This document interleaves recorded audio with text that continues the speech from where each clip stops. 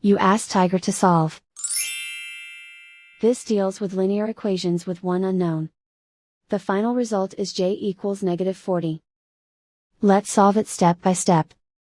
Move the negative sign from the denominator to the numerator. Group all constants on the right side of the equation. Add 26 to both sides. Simplify the arithmetic.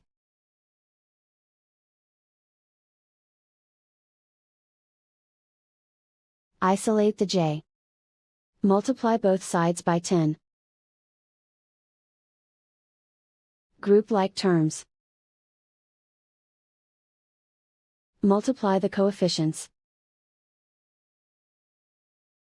Simplify the arithmetic.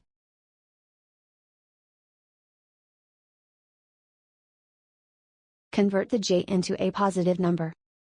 Multiply both sides by -1.